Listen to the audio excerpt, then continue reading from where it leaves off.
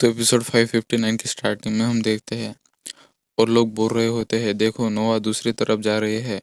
अब वो हमारे आइलैंड से नहीं टकराएगी और ये सब प्रिंसेस शिरोशी ने किया है हमें बचाने के लिए। वही उस शिप को दूसरी तरफ लेके जा रही है और सभी उसे वहां से भागने का बोलते हैं। और डेकन बोलता है, तुम कहाँ भाग रहे हो शिरोशी?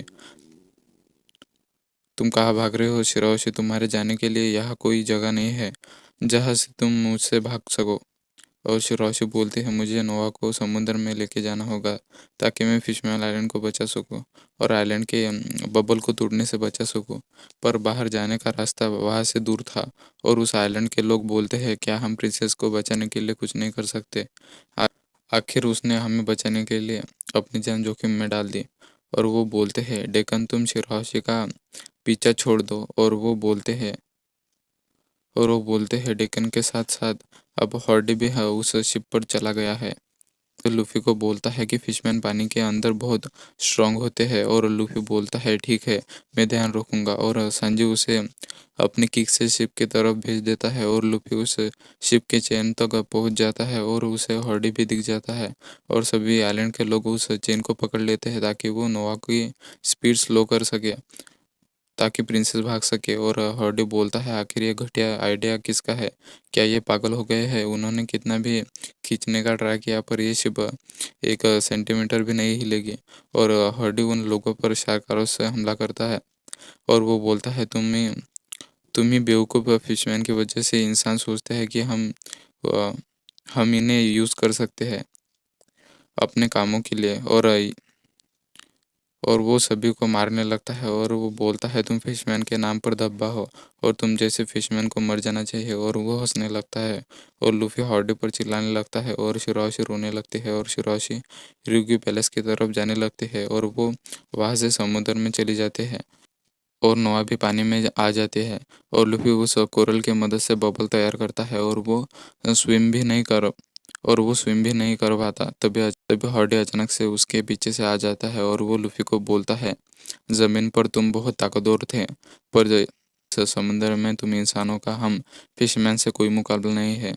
तुम हमारे लिए बच्चे हो। और लूफी उसे पंच मारने लगता है पर हॉर्डी पानी के अंदर इतना स्ट्रांग हो जाता है कि वो लूफी के सभी अटैक आसानी से डॉज कर लेता है। और वो लूफी को बोलता है, क्या तुम भूल गए अब और वो लूफी को बोलता है, क्या तुम भूल गए अब हम जमीन पर नहीं है? और वो शार्क एरो से लूफी का बबल तोड़ देता है और वो उसके कोरल को भी उससे अलग कर देता है और लूफी सी वाटर में डूबने लगता है।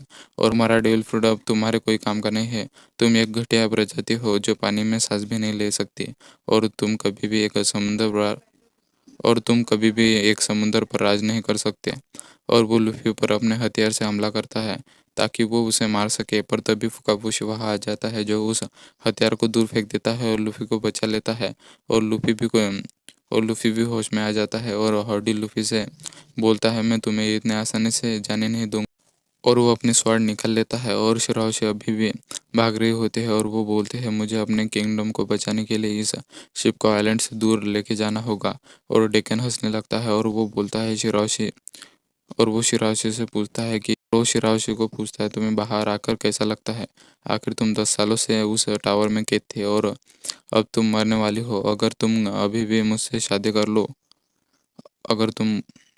अगर तुम अभी भी शादी के लिए हाँ करती हो तो मैं तुम्हारी जान नहीं लूंगा। और शिराओशी उसे बोलते हैं, माफ करना पर तुम मेरे टाइप के नहीं हो। और डेकन फिर से डिप्रेस हो जाता है अपने हाथों से उन अपने हाथों से उन चाकुओं को शिराओशी की तरफ फेंकता है और बोलता है, तुम मर जाओ फिर। और ryubushi और मामबुशी उसे बचा लेते हैं और बोलते हैं, हम शिराओशी को तुम जैसे घटिया इंसानों से शादी नहीं करने देंगे और हम उसे चोट पहुंचाने नहीं देंगे। और शिराओशी उनका शुक्रिया अदा करते हैं और ryubushi बोलता है, हमें फादर ने इस शिप को बचाने का बोला था और हमें कोई ऐसा रास्ता ढूंढना होगा जिससे हम इस शिप को सही सलामत और वापस ले जा सके। और वो शिराओशी को ऊपर ले और वो शिराओशी को ऊपर से जाने का बोलता है और डेकन बोलता है, मैं तुम्हारा पीछा करते रहूंगा शिराओशी। और लूफी यहाँ फुकाओशी को शुक्रिया बोलता है उसकी जान बचाने के लिए। और तभी लूफी देखता है कि हॉर्डी उसके पीछे आ रहा है और वो स्वॉर्ड उसने अपने पीठ पर लगाई था और वो स्वॉर्ड उसने अपनी पीठ पर लगाई थी ताकि वो फुकाबुशी को काट सके। और लूफी फुकाबुशी को बोलता है, अगर वो स्वॉर्ड हमें लगी तो हम पक्का मारे जाएंगे। और हर्डी बोलता है, मैं तुम्हें मारकर इन मछलियों को खिला दूंगा। और फुकाबुशी और लूफी उससे भागने लगते हैं और फुकाबुशी बोलता है, ये काफ़ी फास्ट है। और फुकाबोशी नीचे से जाने लगता है ताकि पत्थरों से हॉर्डी की स्पीड कम हो जाए। पर हॉर्डी पत्थरों को भी काट देता है और हॉर्डी बोलता है, तुम मुझसे बच नहीं पाओगे। और वो भागते भागते नोआ के पास आ जाता है और लूफी फुकाबोशी को उस शिप के ऊपर चलने का बोलता है। और फुकाबोशी बोलता है, आखिर वहाँ क्यों? और लूफी बोलता है, मुझे जिम्बे ने बताया था कि डेकन ने भी डेविल फ्रूट खाया है जिससे वो पानी में तैर नहीं सकता। वो उस शिप में ज़रूर एयर होगी उस उसे सांस लेने के लिए। और वहाँ मैं उस डेकन को भी सबक सिखाऊंगा जो शिराओशी की तरफ चीज़ें फेंकता है। मैंने शिराओशी से प्रॉमिस किया है कि मैं उसे प्रोटेक्ट करूंगा। और फुकाबोशी बोलता है, मैंने भी अपनी माँ से प्रॉमिस किया था कि मैं शिराओशी को प्रोटेक्ट करूंगा पर मैं नाकाम हो गया। ये शर्म की बात है। और लूफी बोलता है, चिंता मत करो, मैं उसे बचा लूंगा। बस मुझे शिप के ऊपर ले चलो। मैं और हॉर्डी बोलता है, तो तुम्हें भी शिप के ऊपर काम है। और हॉर्डी उनसे तेज जाने लगता है और वो बोलता है, मैं स्ट्रॉ हेड को जब चाहूँ मार सकता हूँ पर पहले मुझे डेकन को सबक सिखाना होगा।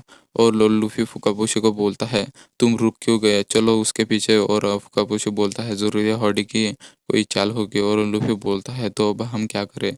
और फुकाबुशी बोलता है, मेरे पास एक प्लान है। और डेकन अभी भी शिरोशी से बोल रहा होता है, मैंने तुम्हें मार कर दिया है, तुम कहीं भी चली जाओ पर तुम मुझसे बच नहीं पाओगे। पर तभी उसके पीछे हॉर्डी आ जाता है और डेकन उससे बोलता है, क्या तुमने नेपच्यून को मार दिया? और देखते और देखो, मैं यहाँ शिराओशी को बढ़िया आइडिया है ना हॉर्डी? और हॉर्डी बोलता है, मेरे पास उससे भी अच्छा आइडिया है। और डेकन उसे बताने का और डेकन उसे वो आइडिया पूछता है और हॉर्डी बोलता है कि ये आइडिया है कि तुम मर जाओ। और वो उसे स्टैप कर देता है अपने हथियार से। और वो उससे पूछता है, अगर तुम मर जाओगे तो इस शिप का क्या होगा?